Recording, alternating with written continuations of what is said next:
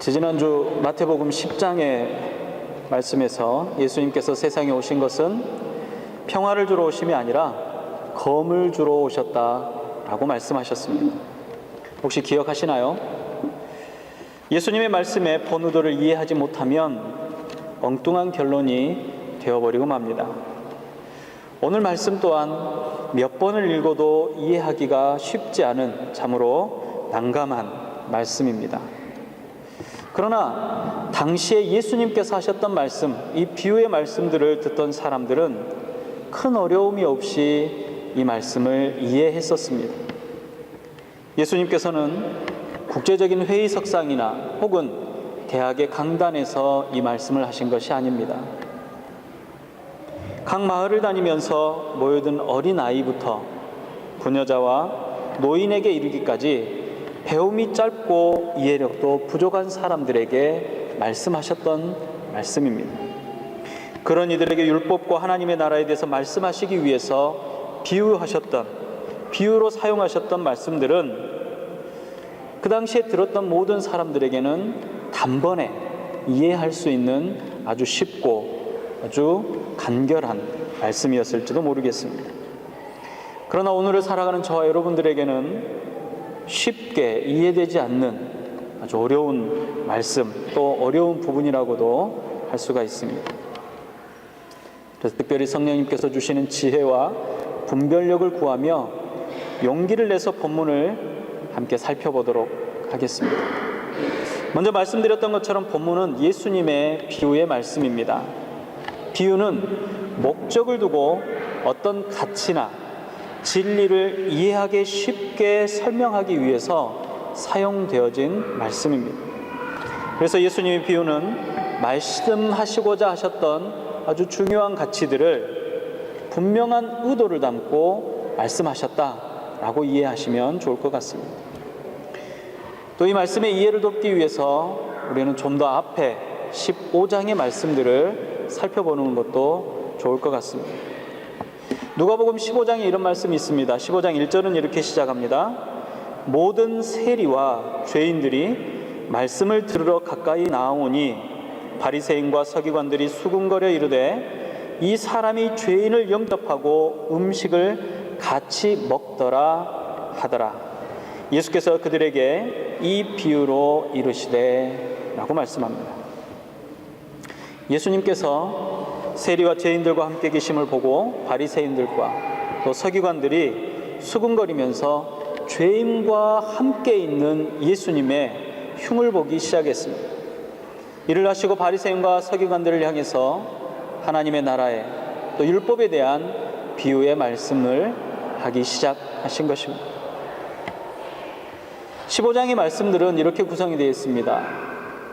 잃어버린 양을 찾는 목자의 이야기와 잃어버린 드라크마를 찾은 여인의 이야기, 그리고 잃은 아들은 되찾은 아버지의 이야기의 말씀이 비유로 적어져 있습니다. 이는 모두 하나님께서 건강한 믿음의 사람들보다 연약해서 넘어져 있는 잃어버린 자들을 애타게 찾으며 다시 찾았을 때 그 기쁨이 어떠한지를 설명하시는 비유의 말씀이었습니다.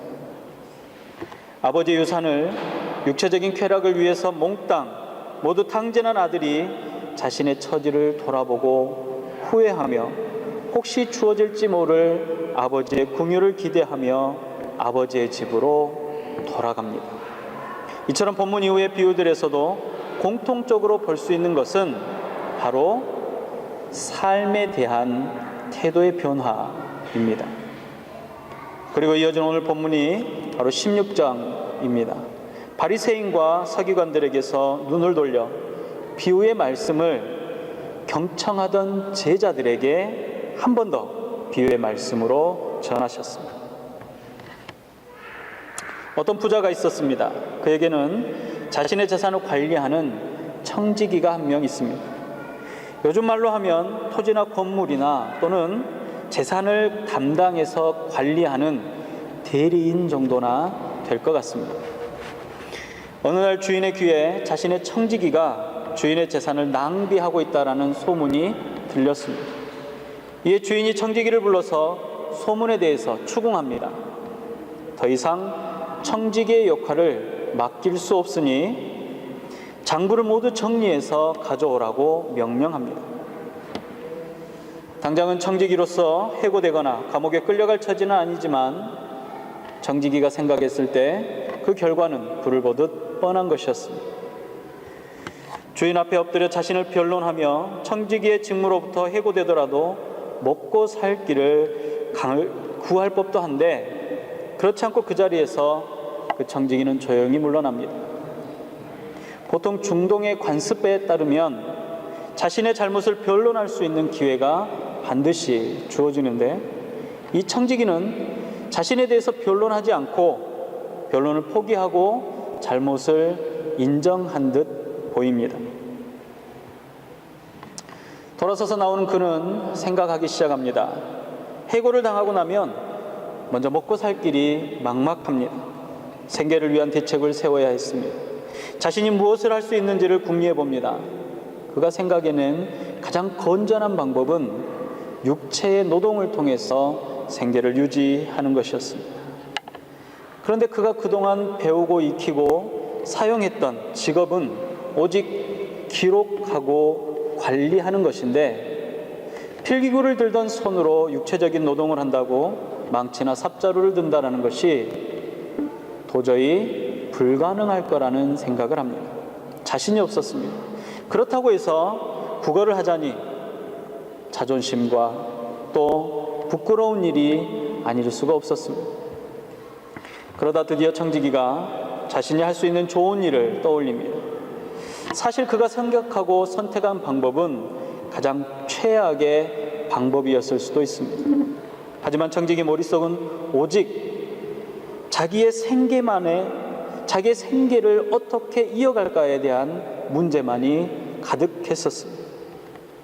그는 이렇게 생각합니다. 내가 할 일을 알았도다.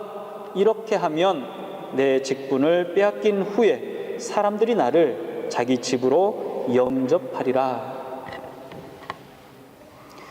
자기 집으로 영접한다라는 표현은 다른 일자리를 얻을 수 있겠다, 다른 일자리를 얻겠다라는 뜻을 담고 있습니다.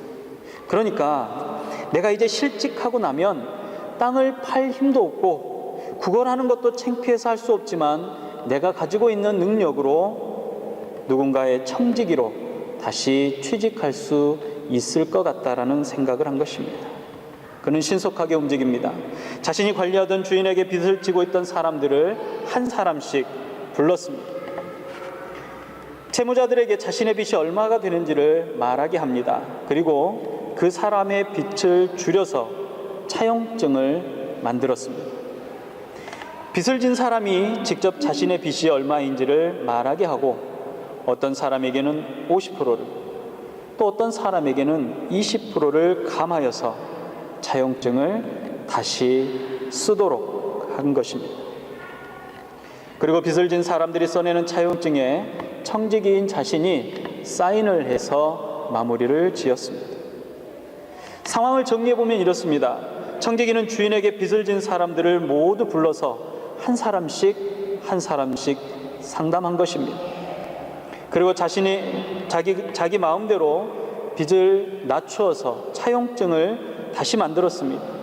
요즘 표현으로 하자면 공문서를 위조한 일이며 배임을 저지른 사기에 해당하는 일입니다. 그리고 차용증을 빚진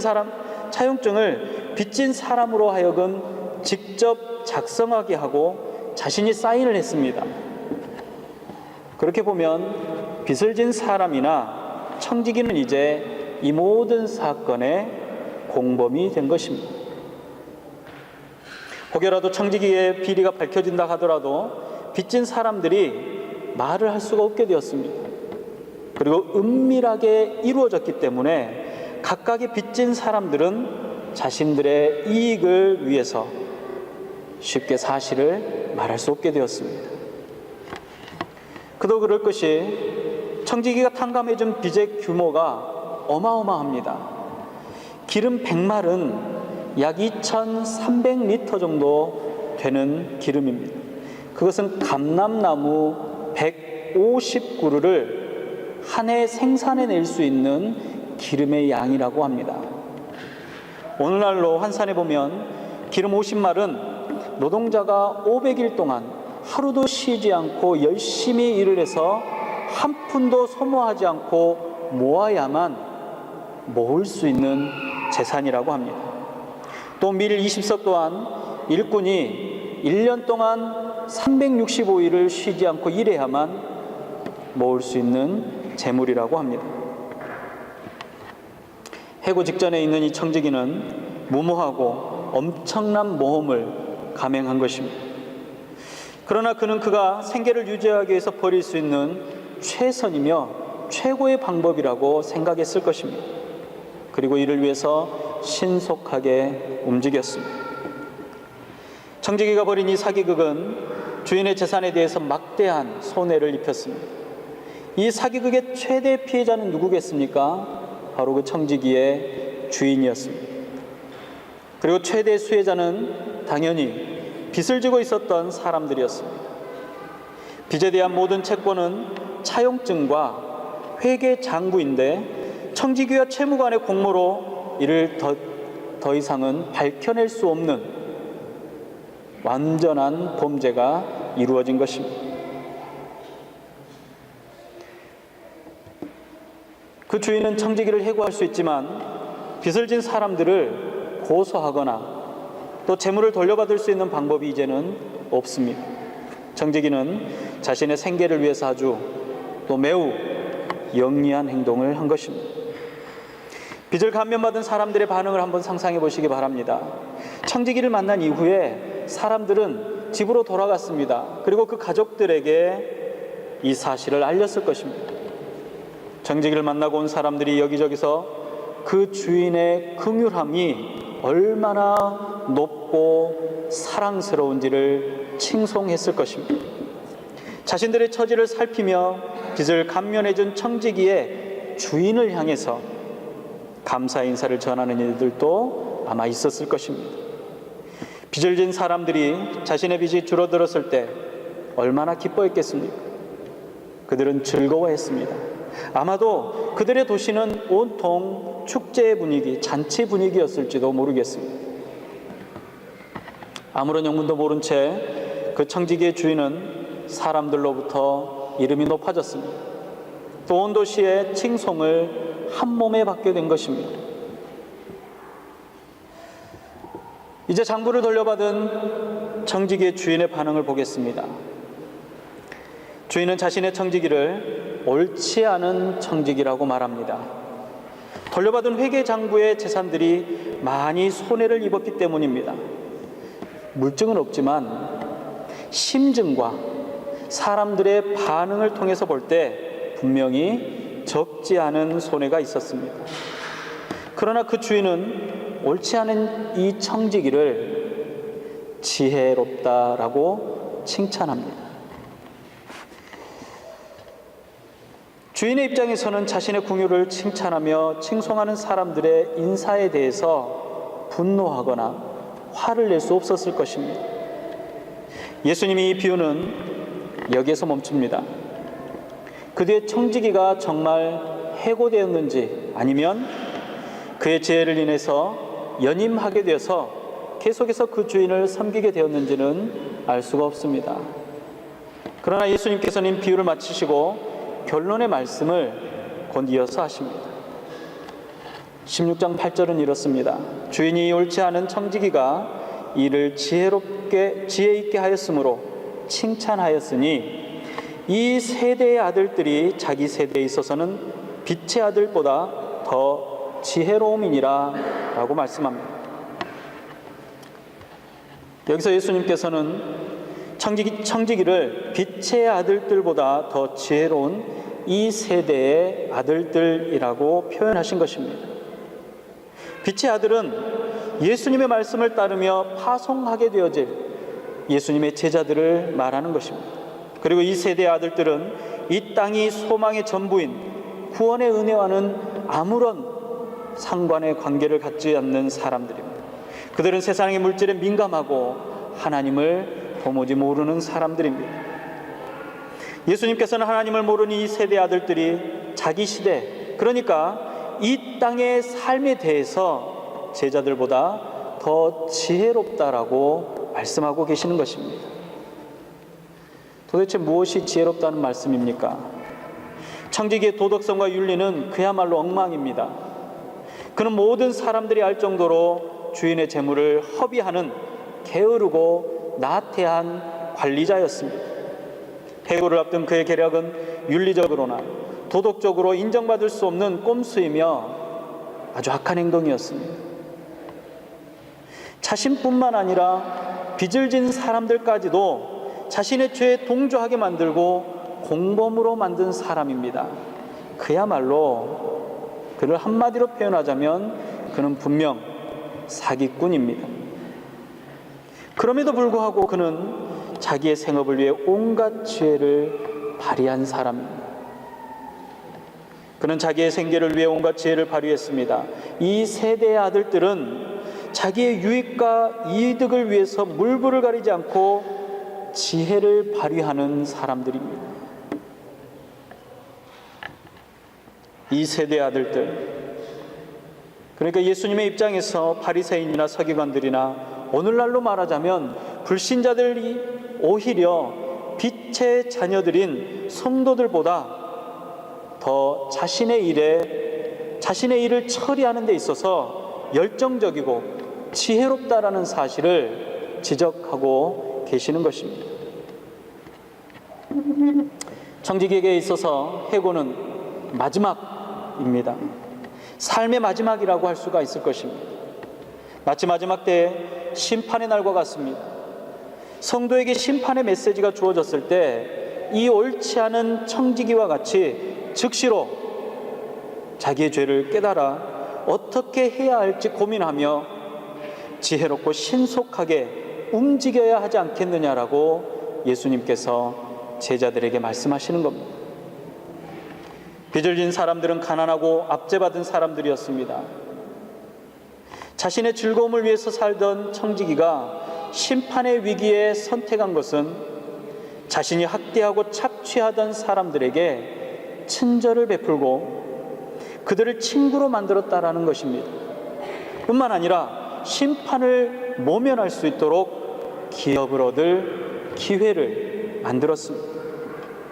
이 예수님의 비유의 말씀은 윤리적인 차원에서 하신 말씀이 아닙니다.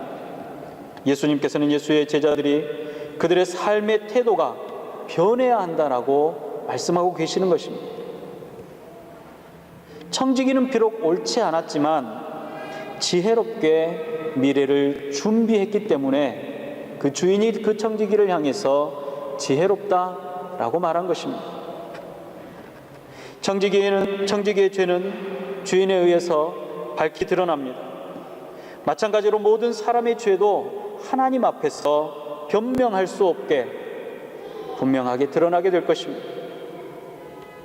청지기가 해고의 선언을 들었듯이 우리 역시 재림과 심판의 선언을 듣게 되었습니다. 해고가 선포된 순간 청지기의 손에 아직 회계장부가 들려 있었듯이 종말을 앞둔 우리에게도 아직 기회가 주어져 있습니다. 하나님께서는 우리에게 미래를 준비할 수 있는 기회와 시간을 주셨습니다.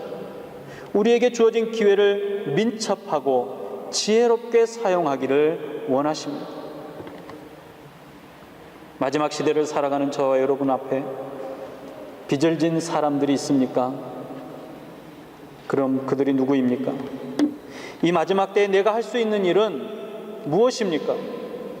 창세 전부터 나에게 주신 은혜의 선물로 주신 은사가 무엇입니까? 나의 은사를 과연 하나님께서 기뻐하시는 곳에 사용하고 있었습니까?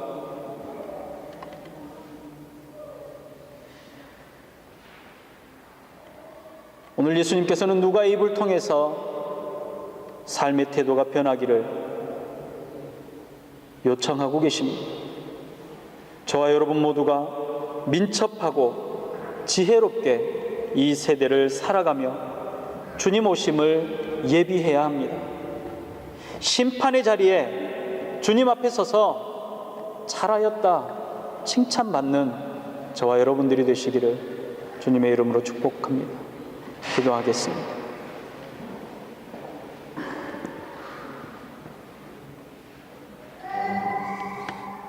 청지기를 옳지 않다라고 표현하시고 사기꾼이라고 표현했지만 그 청지기가 그 삶을, 자신에게 주어진 삶의 기회를 민첩하고 지혜롭고 순발력 있게